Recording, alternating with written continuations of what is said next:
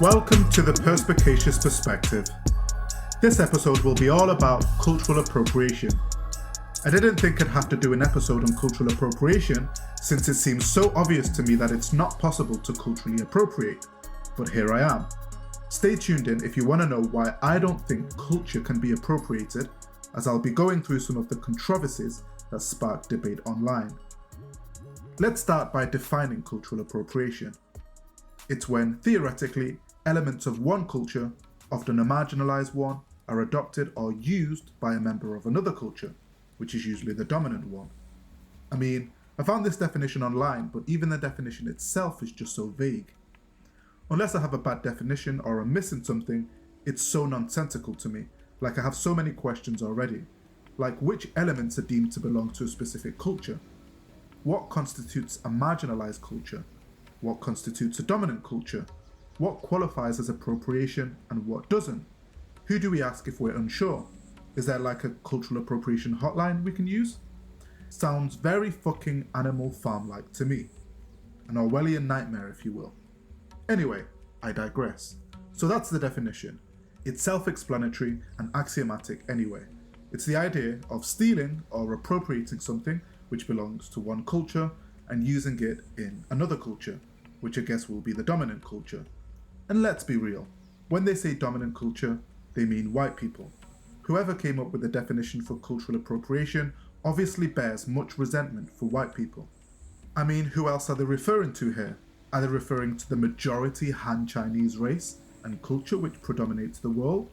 Are they referring to the dominant 1.9 billion people that make up Southern Asia? No, it's obviously a contrast between the predominant white culture and the minority communities that now exist in the West. It's obviously a myopic perspective taken on the West which fails to consider the world holistically and globally. It's obviously an attempt to punish white people for having ancestors that were responsible for the colonization of most of the world under the European, British and American aggressors. I mean, the reason I can't even bring myself to be impartial about this topic is because I've lived in the most populous area of the world, Shanghai. Both Tokyo and Shanghai are the most populous areas of the world. Shanghai is so populous that the amount of people there made me question God's existence, which is I guess why they say people should travel. I'm from Manchester, which has a population today of around 2.8 million people, and that includes the Greater Manchester boroughs, Bolton, Bury, Wigan, Oldham, Rochdale, Salford, Stockport, Tameside and Trafford. To give you context, travelling to another borough in Manchester feels like travelling to another city. In fact, many people from these boroughs don't even identify as being from Manchester. Shanghai, however, has a population of around 30 million people. That's 10 times the amount of people I'm used to being exposed to. So you can only imagine how mind-boggling it would have been for me to observe that many people for the first time, and I didn't notice right away. I remember the first time I moved to Shanghai, I was in a relatively metropolitan area, Shijiahui if you know it. I thought I was bang on in the city centre as it had loads of malls, restaurants, banks, public transport, people and everything else you would see in a city centre. It wasn't until I learned that I wasn't in the city centre that I started to question things. Obviously living there, I would end up running errands in different parts of the city, and I remember being on the metro for a good 30 to 45 minutes in one direction and getting off it. All I would see are malls, restaurants, banks, public transport, people, and the same thing would happen no matter what direction I would travel in. That's when I realised how narcissistic and limited my worldview was. I thought, God can't really give a shit about every single one of us. So I say this to say, when they talk of dominant cultures, they're picking on white people. It is in fact the Chinese who make up the dominant culture in the world. You would think by the definition that Chinese people would be disproportionately represented when it comes to committing this cultural appropriation infraction, but of course you already know that this crap was made up to antagonize white people, not Chinese people. So let's get into some of the controversies. So Elvis Presley is often credited as the king of rock and roll, but many argue that he appropriated the musical styles of black artists without giving them any proper recognition. Again, who did Elvis Presley have to call to give proper recognition to black artists? Who was the spokesperson for black people to give the go-ahead that he could use aspects of their culture in his song? Now the thing is, I was a die-hard Michael Jackson fan when I was a teenager. Most people think that Michael Jackson invented the moonwalk. He didn't. In theory, he appropriated the move from a jazz legend called Cab Calloway in the 1930s and 40s, and he actually called it the buzz at the time.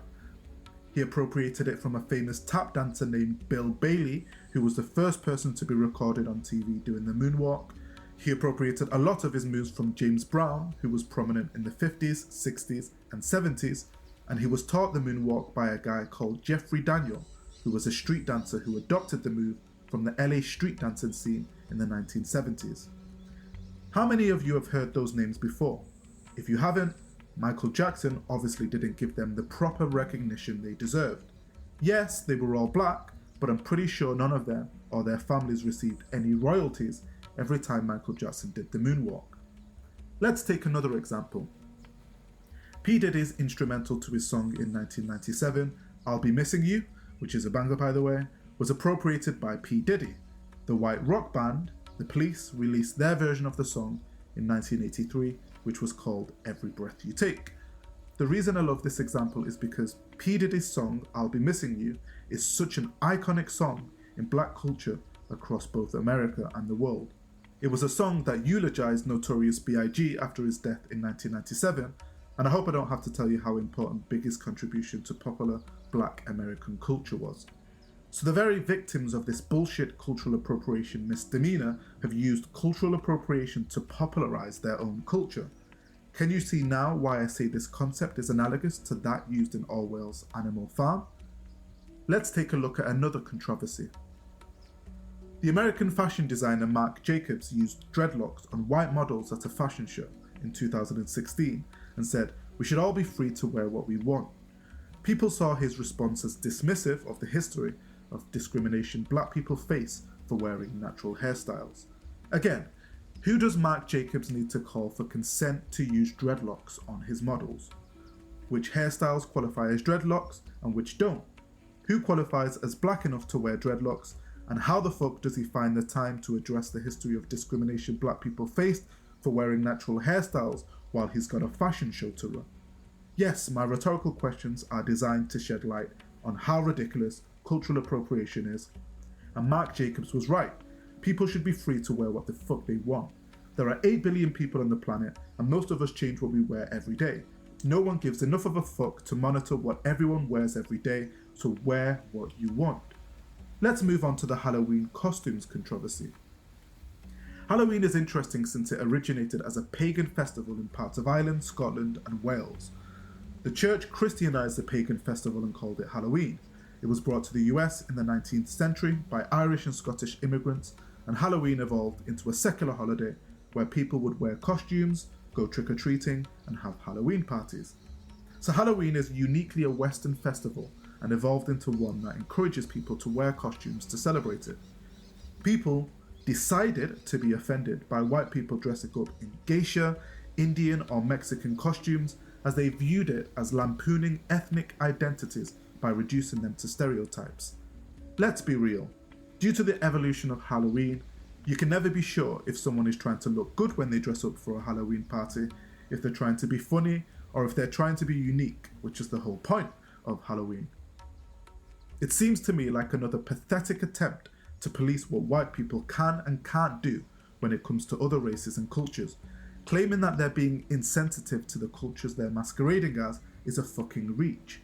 Halloween originated as a celebration that marked the end of the harvest and the beginning of winter, a time when the boundary between the living and the dead was believed to be thin.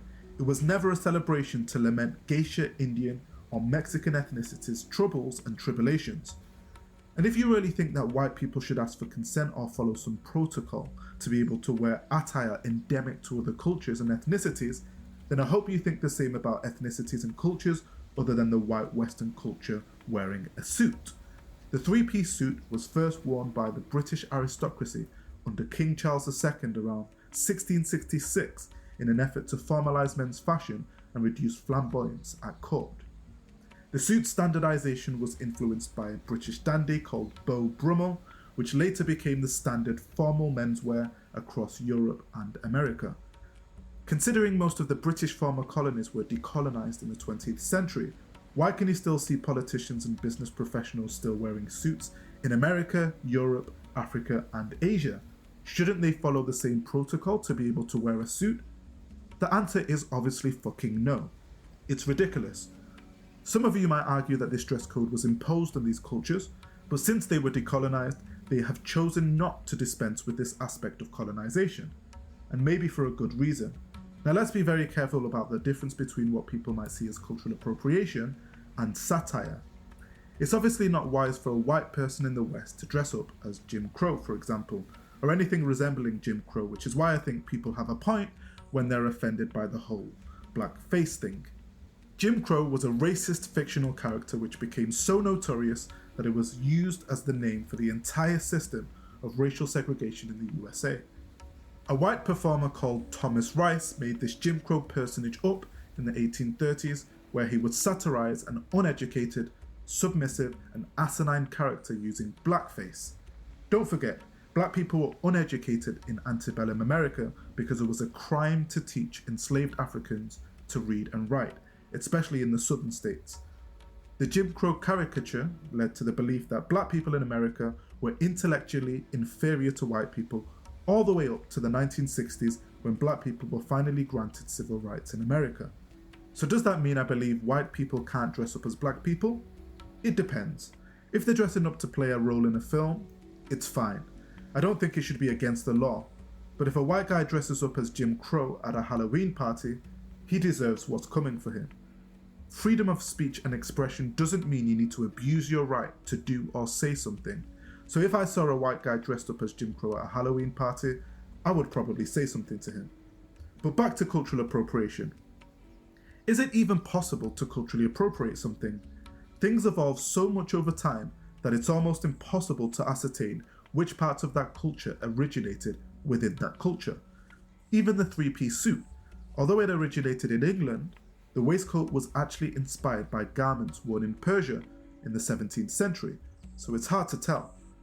Also, when do you know if you're celebrating or stealing something from another culture? I can tell you now, if you're a white person and happen to be in Nigeria, the locals would love to see you in Nigerian traditional attire. If you decide to wear traditional Nigerian attire at home with your friends and family, I can't think of any Nigerian that wouldn't be happy about that. I can see why people are so possessive about aspects of their culture, since humans are naturally tribal. We've entered an age where information can be circulated from one end of the world to the other in a matter of seconds, in audio or video format, and even in 4K. To be honest, when I see 4K videos of kids dancing in Africa, it makes me feel a certain way because when I was a kid, you wouldn't necessarily be able to see anything like that unless you actually went there. So the advent of the internet and social media probably have a big role in cultural appropriation, but I don't think we should fear what this is going to do with the cultures we're familiar with. If anything, it's an opportunity for our cultures to be exposed to the rest of the world, and I think we should just embrace it. As far as I'm concerned, the only thing that makes sense is to agree that aspects of a culture can't be stolen or appropriated. We should let our cultures coalesce into the new modern world we're in and be receptive to what that's going to bring about for our cultures and traditions. It's virtually impossible to define culture, which means it's practically impossible to ascribe ownership of an aspect of a culture to a given culture. With that being said, we should dispense with cultural appropriation and exercise our rights to freedom of speech and expression responsibly. Thanks for listening. Subscribe if you enjoyed this episode. Peace out.